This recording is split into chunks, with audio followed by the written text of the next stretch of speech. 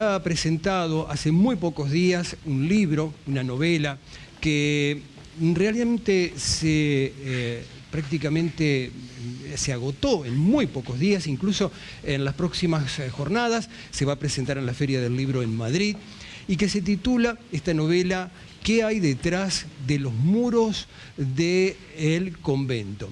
Se trata de José Omar León Arbonzi, al cual le damos las muy buenas tardes para nosotros, buenas noches para usted en España. Gracias por dialogar con nosotros. ¿Y qué hay detrás de los muros del convento? Hola Raúl, buenas tardes allí, buenas noches aquí. Un día de mucha tormenta y lluvia. Desde el día que presenté la novela, esto es como, bueno, aquí hay un presagio.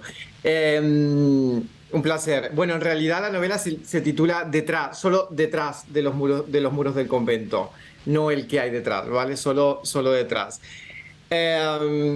Pues mira, detrás de los muros del convento, pues hay un personaje en constante lucha por la superación, por buscar un poco cuál es su verdadero objetivo en la vida. Fueron 10 años que está detrás de esos muros en donde pasa de todo, pasa desde intriga, pasión, desde amor, celos, también pasa sexo. Y todo lo que tiene que ver con estrategias palaciegas para poder sobrevivir, ¿no? Y uno dice, ¿sobrevivir a qué? Pues al final a la lucha para permanecer en el poder. Vos decías Yo creo que... recién, perdón, vos decías Dime. recién, también hay sexo detrás de un muro de un convento. Hay sexo también detrás de los muros del convento, sí. La novela es un hecho real. Intento ser, o sea, todo el eje de la novela pasa dentro del convento. Es verdad que uno va, este personaje, hacia su infancia y demás, pero sí, al final hay humanidad dentro del convento y también hay sexo. ¿Usted lo presenta como un espectador activo a esta novela? Sí, mira, la novela cuando yo la comencé a escribir, que fue en 2006, estando dentro de este convento en Buenos Aires, la empecé a escribir por un hecho en concreto, luego la tuve que dejar y en realidad el motivo o el detonante de poder escribir esto es porque al final este personaje que está allí dentro empieza a tener sentimientos encontrados, ¿no? Al final hablamos de si hay o no hay vocación, si realmente está la fe a ser llamado hijo de Dios, a ser sacerdote, o si realmente lo que existe aquí es una manera de huir, de escapar, ¿no? De escapar de un mundo en el cual no se siente querido, no se siente entendido, porque aquí se abre todo un telón de lo que tiene que ver con lo que este personaje ha pasado en un pueblo. José Omar, sería bueno, teniendo en cuenta lo que ha pasado, valga la redundancia, en el pasado en Entre Ríos, en el seminario arquidiocesano, ¿qué diferencia hay entre lo que es un seminario y un convento del cual usted cuenta que ha estado? Cuando tú estás en un seminario, como por ejemplo puede ser el de Paraná o otro seminario, tienes un camino a la vida sacerdotal. Ujú. Luego, evidentemente, cuando sales de allí, estás destinado a una parroquia. Al final, estás detrás de una parroquia y donde hay feligreses y se van moviendo a distintas parroquias. La diferencia en un convento es que es verdad que allí en cada convento depende el eje, puede ser que te dediques a la parte de la educación, como pueden ser los jesuitas, a maristas, como también son creo que parte de educación, o a otros tipos en realidad de conventos, ¿no? También son sacerdotes y también hay hermanos, ¿vale? Aquí se diferencia. En realidad aquí, valga la redundancia en esta diferencia, es que los hermanos o los sacerdotes están destinados a hacer aquella misión que tiene que ver con ese convento, con esa congregación.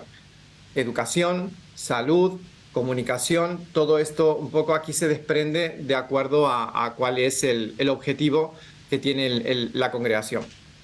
son religiosos. José, usted es licenciado en comunicación periodística y máster también en comunicación. Y la verdad que me sorprendió la palabra o lo que usted menciona de estrategias para sobrevivir. ¿Esto significa que hay ciertos riesgos dentro de este lugar?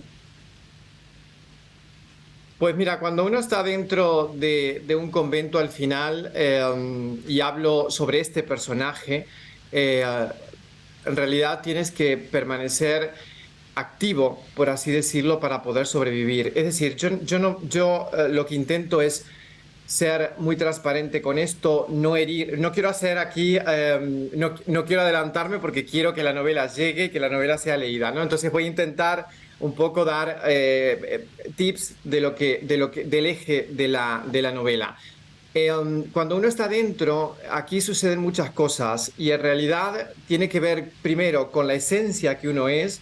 Si tú llegas de un pueblo en donde tú sientes esa vocación a la vida religiosa, puede estar truncada, porque al final, si alguien te apadrina, y hablo de un abuso de poder, en donde esto puede suceder, al final, pues estás o empiezas a absorber de ese poder y empiezas a mamar eso, y cuando tú te conviertes en una persona con poder, al final haces lo mismo. O te das cuenta que lo que estás haciendo no es correcto y te sientes apartado de lo que es al final, pues lo que vienes a hacer o la misión que vienes a cumplir, ¿no?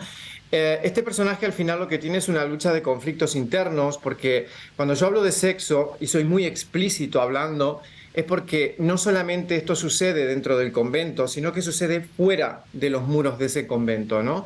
Entonces, este personaje intenta al final, pues llenar ese vacío en sexo, en poder, en luchas para poder estar y permanecer, ¿no? Entonces aquí se ve truncada esa vocación.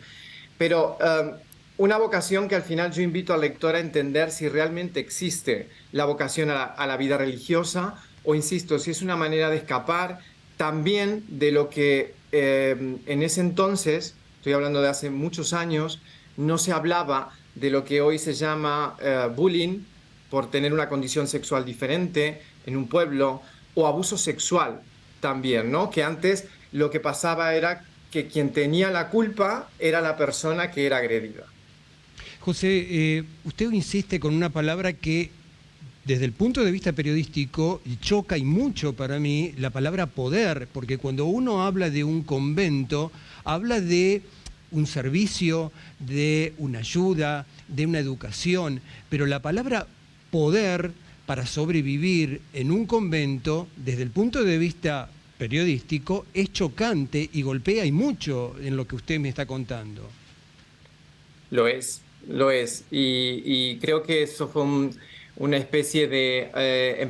por eso empecé la novela en 2006, por eso intenté ser lo más transparente posible, la tuve que dejar. Por eso la retomo en 2015 y en 2020 es cuando le doy forma, ¿no? Porque al final el poder dentro de la vida religiosa o el poder dentro de la iglesia existe, y evidentemente, y yo no tengo ningún inconveniente en decirlo, y de hecho lo manifiesto en cada una de las páginas, ¿no? Si no, si no haces lo que a veces se te dice que haga, eres apartado, y el ser apartado puede terminar pues viviendo en un lugar donde no quieras, alejado de la realidad que tú viniste a hacer y no te dejan hacer. Entonces tiene que ver con esa lucha constante. Dentro de la vida religiosa, cuando tú ejerces la superioridad hacia los que están por debajo, que son hermanos en Cristo, que nos damos la paz todos los días por la mañana, o que nos dábamos la paz todos los días por la mañana en la misa, eso da igual, porque al final aquí lo importante y lo que prima es hacer caso a ese poder de turno, porque si no quedas aislado. José, esa es la realidad. José, te quería preguntar, ¿este libro es un camino para la sanación? Sí, a mí esto me sirvió como terapia de sanación para conocerme. Bueno, yo tenía muchos sentimientos encontrados. Al final, cuando tomas la decisión de salir, Pues empiezas a decir si realmente qué vas a hacer fuera. Empieza el miedo, ¿no? El miedo al voy a salir a la realidad. Son 10 años y yo hay una parte en la novela que la defino. Esto es como un gran hermano, porque al final estás 24 horas conviviendo con personas que al final desconoces, pero que cuando le das poder se rebelan y sabes cómo es. Cuando no están en el poder caen en depresión. Entonces, a mí esto me ayudó mucho a perdonar o a perdonarme y a perdonar, a entender que al final uno cuando está dentro también es parte de esta burbuja y cuando tienes poder haces exactamente lo mismo, ¿no? Al final, pues te vas llevando esta burbuja y luego cuando quieres salir empiezan los miedos, miedos a decir vivo en una situación de confort espectacular, tengo todo, no necesito de nada. Entonces, como que te da ese miedo, ¿no? Mira, a mí el ejemplo que siempre pongo, un mes antes de salir del convento, porque yo ya estaba en España, me preguntaba, no tengo ni idea lo que sale una factura de la luz, porque es que no soy consciente de eso. Eso Eh, es un poco la realidad. José, sé que tu libro se ha agotado en Madrid en muy pocos días. En algún momento seguramente vendrá a la Argentina, vendrá en Entre Ríos, lo podremos tener. Te quiero contar también que muchos televidentes, mucha gente de las adyacencias de Canal 11 está siguiendo esta transmisión y nos han llegado varios saludos para vos. Estamos viendo, José Leonard, felicitaciones. Saludos de la familia Emery de Cerrito, principalmente de La Pepo. Bueno, también otros familiares. Abrazo enorme a mi primo José Omar desde Paraná, Esteban Bonzi.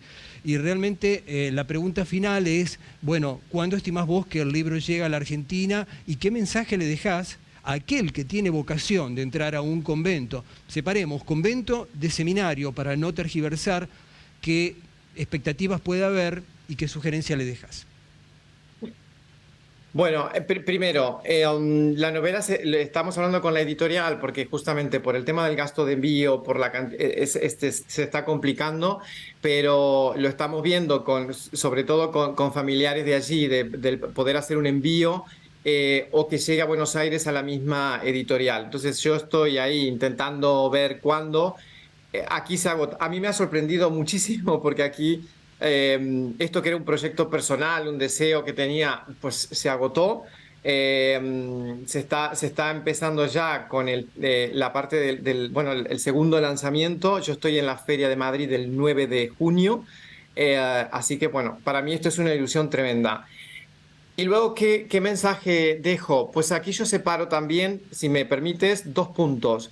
Por un lado, este personaje, porque insisto, ha sido este personaje el que está aquí, porque ya no tiene nada que ver, la esencia es la misma, pero el que está ahí es otro. Este personaje viene de un pueblo donde al final creo que yo no sé si tenía vocación, y ahí es donde se abre la pregunta al espectador después de leer esto. Un joven que ha sufrido, que ha tenido que huir porque evidentemente lo que, insisto, lo que hoy tiene nombre y apellido que se llama bullying, eso existía. Y eso pues fue muy triste. Entonces, al final, esta novela conecta con esto. Y yo creo que sí que hay muchas personas que sí sienten la vocación al servicio sacerdotal o al servicio religioso que no tiene nada que ver con esta misma historia. De hecho, yo cuento en la novela, pongo personajes que sí han sido importantes, ¿no? Porque son ejemplos a seguir.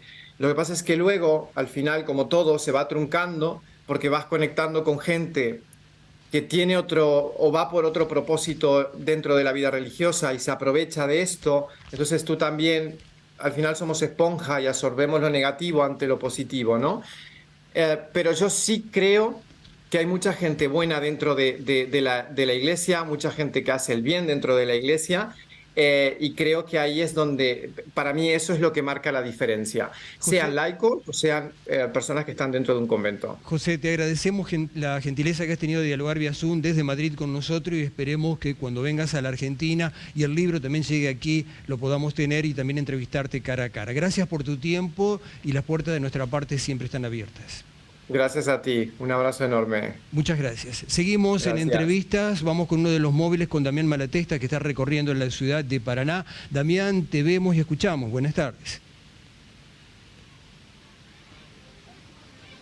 Raúl, ¿cómo estás? Buenas tardes.